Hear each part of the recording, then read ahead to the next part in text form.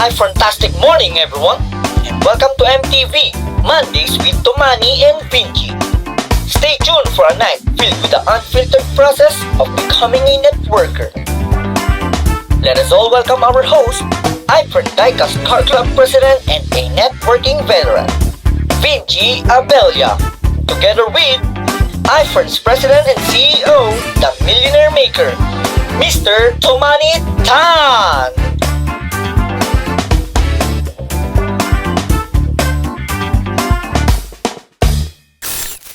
Yung, just to elaborate yung sinasabi ni Vinci. Kasi yung Pilipino, masyado siyang focus dun sa sinamahan sa school, pinagluto, may pawis sa likod, pinalitan ng t-shirt, nilagyan ng bimpo, di ba? Yung nilalagnat, binantayan. That is, okay yung ganon. Wala masama ron. Pero ang problema, pagka mag-aaral na, wala ka pang tuition. Pag malubha yung sakit, di ba? Kailangan ipasok sa ospital, wala ka pang bayad sa ospital. Sinabi, ang anak mo, matalino yan. Sabi niya, yung anak niya nanalo oration contest. Meron kang anak, genius. Gusto mag-doktor. Ang sagot mo, anak, wala tayong budget yan. Kuha ka ng kurso na mas mura. So, para saan? Yes, nagbantay ka nga. Ikaw ang naglaba, ikaw ang nagplansya, ikaw ang nagluto. Pero yung when it really matters, yung pambago ng buhay, di ba? Yung anak mo na matalino, na may pangarap, hindi mo kayang tustusan. Kasi hindi mo napaghandaan. So I think that's what Vinci means when he says his family is now proud of him. Kasi when it matters, di ba, yung mga merong babayaran, merong mga gagawin, di ba, nagagampanan niya lahat. Which dati, wala na nga siya, di pa niya nagampanan yung mga dapat gampanan. When I was growing up, di ba, majority ng abroad ko, hindi kasama tatay ko. Nanay ko yung kasama namin. Kasi yung tatay ko busy sa negosyo. So, hindi every family trip na nag-abroad kami, kasama yung tatay ko. May mga ganyan kami na moment. But did we feel bad about our father? Hindi. A real leader, in my definition, is concerned about your whole life, not just your business life. Kasi to be successful is not just to be successful in business. It has to be successful in your life also. Kanina yung tanong pala ni Cecil, hindi ko nasagot, no? Tinanong niya, ano yung pinakamahirap para sa'yo? So, nagtanong rin siya sa akin, ano yung pinakamahirap sa akin? Number one, yung pinakamahirap sa akin, yung 4 months kaming hiwalay ni Mama Dam, nasa Amerika siya, nasa Pilipinas ako. Because we had a disagreement about the network. We have a disagreement about leaders. We had a disagreement about networkers. She have a different point of view, I have a different point of view. I mistakenly decide to listen to network leaders, kasi akala ko mga anak ko sila, na pinalaki ko sila ng tama. Yung pala, pinalaki ko sila habang nasa iFern sila. Pero likas na sinungaling pala sila. And that was the most difficult part for me. Second most difficult part for me was the migration last year. Kasi nagpagawa ko ng system sa ibang bansa. International, global ang supplier natin.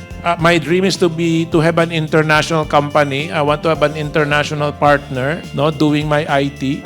But at the end of the day, the language barrier, hindi niya na-meet yung expectation ko. Tapos yung nagkaroon pa tayo ng problem sa transition, di ba? Ilan buwan tayong namumblema. That was very difficult for me. Because coming from a company already successful, yung unang pag-alis ng 6 na PD, tapos 2 years ago, yung upline mo naman. So, na-survive natin yun eh. Diba? Ilan leaders yung umalis. Before that, nangyari na din sa akin yan. May mga leaders na umalis, nagtayo ng kumpanya, sinisiraan tayo. Kahit yung panahon pala ng Ferncy. We have been through many things like that. So, sanay na ako sa ganun, hindi na ako affected. Yung transition last year, hindi ko expect na magkakaroon ng ganun. Iba kasi yung alam mo may problema na paghahandaan mo. Yung hindi mo expect, ang ganda na ng takbo ng lahat, tapos biglang may problema. Last year was really difficult, but nalagpasan pa rin. Na-survive pa rin. No? So if iFern and Fern and Tomani Tan will be known for one thing, kahit na anong iba tumong problema sa amin, malalagpasan namin. Sir Tom, may follow-up question ako in relation to that. Go. Sobrang idol ko kayo dito, Sir Tom. How do you operate in the midst of chaos, Sir Tom? Kasi parang ano ko kayo, Sir Tom, yung taga-kalma pag may alon, tapos nakikita kita, kalmado si Sir, kalmado lang din ako. Pero sa totoo lang sir ako, hindi ako marunong sa ganun. Up until now. Up until now, ano pa rin ako, nervyoso. Ang tagal ko pa rin sir to maghanap ng solusyon. Kayo sir, pag may problema ako, minsan papaabuti ko ng 1 week bago ko sabihin sa'yo. Tapos, alam mo, imbis na tuloy-tuloy na yung momentum ko, pinatagal ko sabihin sa'yo, yun, lumabagsak ako. Yes. In all reality, nung sinabi ko na sa inyo, lang yan, 30 seconds may solusyon. In 30 seconds, okay na yung problema ko. Parang ako, pinatagal ko pa. Paano nyo, Sir Tom, how do you operate during chaos? Yung sa inyo naman, Kasi Sir Tom. hindi ko kaya maging katulad mo. Ba't ko papatagalin ang problema ng 1 week? Kaya pala i-solve ng 30 seconds, di ba? Sabi ko, shit, di ako pwede maging binchy. Di ako pwede. Yun lang. Inuulit-ulit ko lang, hindi ako pwede maging binchy. Hindi ako pwede maging binchy. Di ba? So, effective siya sa akin. So far, since doon nakilala kita, yun ang sinasabi ko, hindi ako pwede maging binchy. So, meron akong tip sa'yo. Sabi mo, kailangan maging Sir Tom ako. Kailangan maging Sir Tom ako. Tama. So, kumbaga, ang lamang ninyo, pag may problema kayo, may lalapitan kayo. Yun yung proud na proud ako, yung kultura na na-create natin dito. Sa ibang kumpanya, cross-line talaga. Kasi magkalaban talaga kayo. Malingat ka lang, yung downlines mo, downlines na niya. Ako, proud ako sa iFern, hindi uso yung ganyan kasi pinagbabawal namin. We frown upon it. Kaya dito ang uso na phrase, close line. We want an organization na nagtutulungan. Yung success ni Vinci, success din yan ng mga nagtatanong na MDC dito. Yung success ng mga MDC, success din ni Vinci yan. Kasi habang wala pa siyang success, sino ikwekwento niya? Siyempre, ikwekwento niya si Bagwis, ikwekwento niya sila Melanie Alex, di ba? Ikwekwento niya yung Spartans, ganun yun eh. Di ba? Yun yung ginagawa natin. And here in iFern and in my leadership, I always feel blessed that I have the opportunity to solve the problem. Di ba? When I thank God, I don't thank God only for blessing. God, thank you for the blessings. Thank you for the challenges. Yung binibigay mong challenge sa akin kasi kailangan kong isolve. Kasi buhay ako kailangan ko siya isolve. As you grow older, as you solve more and more problems, you become better and better. The more problems you solve, the more prosperity you create for yourself. Ako, ang problema ko, Unstoppable, Bagwis, Flying iPern, Legendary. Di ba? Tapos lalapit yung Spartans, problema ko rin. Lalapit yung Ignite, problema ko rin. Gets mo? Problema ko yung problema ng lahat. Kaya ako yung pinakamayaman dito. Yes! Tama?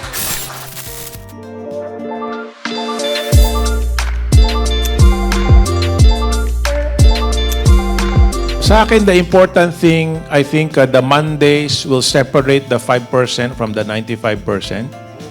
Kasi ang pag-uusapan natin dito is business building, network building, problems sa network. Many people, they choose the Mini Wednesday as their centering. Okay? The Mini Wednesday is an RBA.